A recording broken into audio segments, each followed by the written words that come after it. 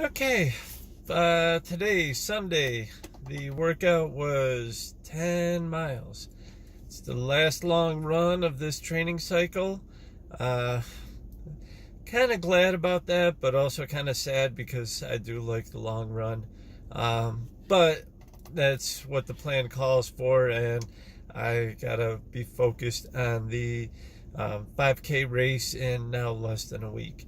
So 10 miles today, got outside, tried planning it so I could get outside. Wanted to let it warm up a little bit. It was a little bit chilly, and also family stuff came into play this morning. So was able to get out when the sun was up, a little bit warmer, and I had fun with it. It was just one of those runs where I had the mindset of just going easy and not really worrying about pace. Although during the run, I did actually play with the pace a little bit.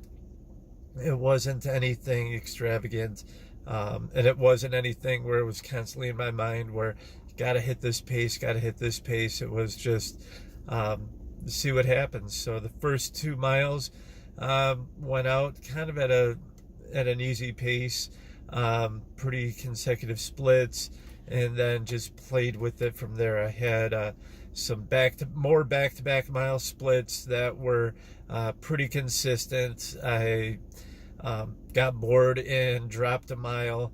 That was one of the faster ones. I think that was around mile 5 or 6. But just dropped it a little bit, still within easy pace range. I think maybe it was a couple seconds off pace range, easy pace range. So all in all, it was a good workout. Didn't try to be fancy or anything, just trying to keep the mind going and make it so that the run is a little bit more easier to slice and dice in my head, so that I don't feel like giving up. I think I ended up trying to slice and dice it into 2 miles and then 3 miles, 1 mile, 2 miles, 2 miles, because the last 2 miles were right around the same pace as the first 2 miles were. That was planned, definitely planned. I tried to find that sweet spot in order to make that happen, just because I can. But it's still not easy. Always, trying to keep the pace going up hills, because there were a few uphills that I did encounter, but I didn't let it slow me down. The only time I did stop, though, was at stoplights, because I didn't want to get hit by a car, and I really didn't feel like changing my route, my planned route, to accompany the red lights. So I think I stopped 3 times or so, but all in all, it was a good run.